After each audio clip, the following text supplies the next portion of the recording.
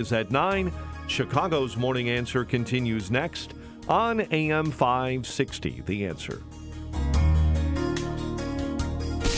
Now, from the Signature Bank Studios. Only the biggest stories, only the biggest guests, and only the biggest opinions. This is AM 560, The Answer. Game on. Good morning, Amy here. Dan is gone for this morning. He had a very important meeting. So game when I say game on, I'm not talking about the WNBA or the draft that happened. I'm talking about the CTU. They kicked off contract talks yesterday with leaders officially laying out their demands.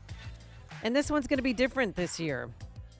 Stacey Davis Gates, CTU president, leaning on her relationship between the union and Mayor Johnson. This is a brand new Chicago that we are engaging in, and the transition report from the mayor that we have now, that's where our contract proposals emanate from. And they have 700 contract proposals in all. And with more on this and help us break it down, I should say, we welcome back to the program Paul Vallas, policy advisor now for IllinoisPolicy.org. As you know, former candidate for mayor and former CEO of the CPS. Good morning, Paul. How are you? Fine, thank you, Amy.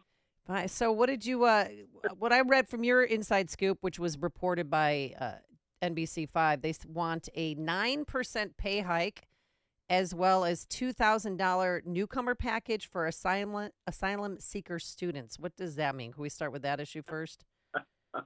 Well, look, clearly the district has been losing enrollment in dramatic numbers, and plus the union support for sanctuary cities and unlimited migration. So this is, I think this is part of their effort to capture that constituency and to fill the school district's ranks. I think half the schools are far from their enrollment levels, and a large number of the schools have only a small percentage of their seats filled.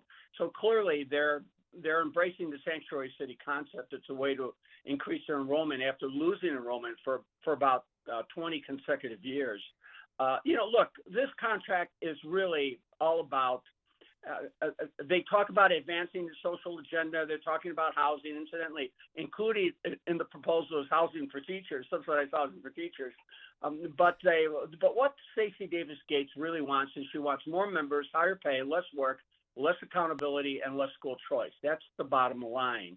That's what they want, and that's where they're ultimately going to end up. Well, this 2,000 newcomer package, are they just going to cut a check to the kids' parents, or what does that include? That's just so bizarre. Are they going to give them, Visa cards or EBT cards?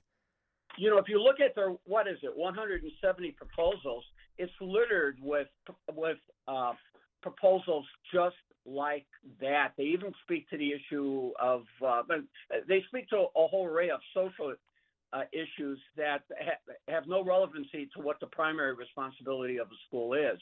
So, of course, they throw that out. There's no explanation. They're trying to capture the support of that constituency. But make no bones about it. Davis wants more members. That means more dues. That means more political clout. They want less accountability.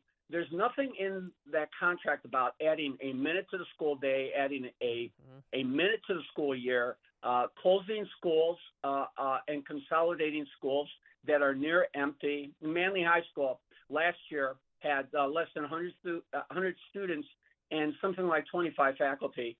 This whole community school, this whole sustainable community school model is all about maintaining a certain staffing level regardless of the school's enrollment. So this is just where she ultimately wants to end up is with more membership, more dues, less accountability, and less choice. Because in their contract, they also want to, in effect, phase out and eradicate charter schools. And as you know, they want to shut down the magnet schools, and they're even complaining about dual enrollment programs that allow students to attend college while they're in high school and earn dual credit. They want to eliminate any competition because it impacts their membership. My kids took part in that. They went to Truman while they're still at Amundsen, and that helped.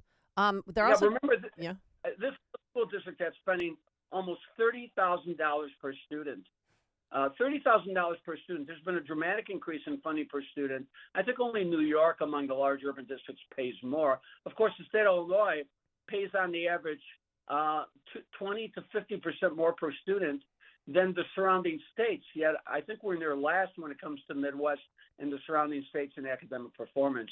So while they're systematically asking for more, they're delivering less and less. Look at the abysmal test scores.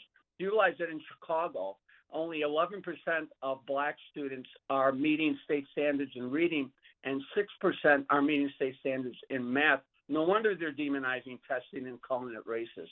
They're spending $30,000 a kid, and they're getting those type of abysmal results. When the test scores are that low, that constitutes systems failure. Yet they destroyed the scholarship program that allows poor families to send their kids to parochial and private schools. And now they're trying to destroy charter schools, and which are public schools, by the way, of which 96% of the 54,000 students who attend those public charter schools are Black and Latino students, and 87% are come from low-income families. I mean, that's, you want to talk about racism? That's one can strongly argue that the denial of school choice, the lowering of standards, is in fact blatantly racist. Yeah, that's something you and Dan Proft can agree upon. But also, I think they're getting a little greedy, Paul, because they want a 9% pay hike, and the national average right now is 3.8%. So do you think Brandon, because he's such good friends with Stacey Davis Gates, I mean, I hear they talk every day, multiple times, and people always tell me, oh, she's always on the fifth floor. She's really in charge. Do you think that he'll cave to her, every demand? Yeah, I think they're starting out high. I think between you and I, they already know where they want to settle on the salary side. Okay. And whatever it is, I guarantee this: it'll be a healthy increase. It'll exceed the rate of inflation. Number one. Number two, the contract agreement will involve them increasing staffing levels. Do you realize that today the Chicago Public Schools has one employee for every 7.5 students and one teacher for every 15 students? With those type of numbers, like, where are they? And despite spending $30,000 a student, only 54% of that money finds its way into the local schools. How's that money being spent? No talk about decentralizing the central office. No talk about increasing the autonomy of principals and their locally elected school councils. So at the end of the day, she's going to get a higher salary that's going to exceed the salary increases that you've seen the other unions negotiate. She's going to get more staff. They're going to get no accountability. They're going to continue to strangle public school, even public school choice, and they are going to make it almost impossible to hold students in schools accountable for poor academic performance. That's what they want. That's what they'll get, and that's what he will deliver to them. It was so goofy yesterday, too. I don't know if you saw it. So they had this press conference, and then they all got on a trolley and rode by J.B. Pritzker's downtown office. But before they jumped on the trolley, Paul, this is what she said is going to happen by the end of this contract. By the end of the contract that we're on right now, we'll have a social worker in every school. By the end of this contract, we'll have a nurse in every school. Those were things that we fought for in 2019. I mean, I don't disagree. I would like to have a social worker in every school, and I'd like to have a nurse. And personally, we'd like to have an athletic trainer, but that's, not going to happen. Do you think that they'll get that? Amy, let me respond by that you can easily have a nurse serving two schools, particularly schools that are very small. Mm-hmm. When it comes to the social worker, why isn't there a social worker? When they're spending $30,000 a kid, but only 54% of the money that the school district gets actually finds its way into local schools, if they start anywhere, they should start at doing a forensic audit of the entire and an operational audit of the entire school board, and make a determination on why so much money is being diverted. And even when you take pensions funding out and debt service, it's like $23,000, $24,000 a student. I mean, imagine that for a second. Look at that number in contrast to what the parochial and private schools are paying for their children, and yet having much greater success with the same demographic. So at the end of the day, why aren't you having that now? It's the same thing with this community schools process. let me tell you the danger of this so-called sustainable community schools. First of all, why aren't all schools sustainable community schools? Why are all schools open through the dinner or on weekends over the summer and inviting community-based organizations that have legitimate programs to come in? That's not what they're talking about. Their sustainable community school model is about giving money to sustain staffing levels at local schools that are near empty or that are losing enrollment. And it's also about allowing the teachers to co-manage the school and then to determine how the additional money is going to be allocated, who to contract out with, who to interact with, not the local school councils that have parent representation. No, they want to give the schools money and then let them use a good part of that additional money to help strengthen and expand the Chicago Teachers Union's local alliances. So this is a very expensive political document. It's just more evidence that the Chicago Teachers Union has really become a political party, if not the political party, and they're doing it to the detriment of the students. You're right. And the union's gone on strike twice in the last 12 years. Do you think that's going to happen this time? I mean, this contract expires June 30th. Oh, no, she's going to get what she wants. Look, he already gave her, $271 million. He gave her $226 million in surplus revenues, and, without asking for a concession in return. And then they decided to pick up the city decided to pay for their pension share into their non-teacher employee retirement. Okay. They just did it. They just the city just picked that up as if the city has an additional $46 million to spend. So at the end of the day, she's going to get everything she wants. I also want to make one other point too. You talk about the strike.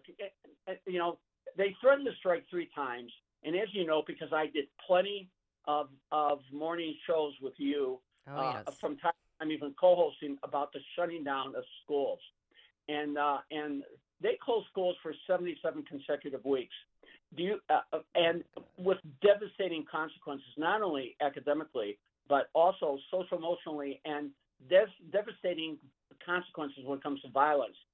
Since the 2019 shutdown, there's been a 50% increase in murders of school-age youth, and 8 to 9% of the murders and shootings, the arrests for murder and shootings, are school-age youth 17 years and younger. The one thing they have in common is 90% of them are not in school. If you take out the historic increases in violent crime among school-age youth, both involving school-age youth either as victims or victimizers, there's been virtually no spike in crime. So the crime pandemic that has swept the nation overwhelmingly in the so-called blue cities has been the direct result of the teacher unions across the state shutting down the public school system for 77 consecutive weeks. The parochial schools, incidentally, had no loss of academic performance. They met or exceeded their expectations. The charter schools, of course, in Chicago were also forced to shut down. Yep. But charter schools nationally elsewhere that were able to reopen and early on were able to have hybrid, I mean, they also had minimal academic loss. But this is just more of the same. This is the union asking for more and offering less. And I see that the present teacher union leadership as a clear and present danger to the academic, to the economic future of the students that they're serving. All right. Thanks so much, Paul Vallas. Miss you. And I'm still licking my wounds that you're not the mayor, but it's okay. I'm watching Rome burn along with the rest of us. Policy advisor now at illinoispolicy.org. You can see some of his work there, and obviously former candidate for mayor and former CEO of CPS. Paul, thanks so much for joining us. We appreciate it. Well, thanks for having me. And he joined us on our turnkey.pro answer line. Hear about the big stories of the day, then talk about them right here on Chicago's Morning Answer on AM 560. The Answer. Support our police.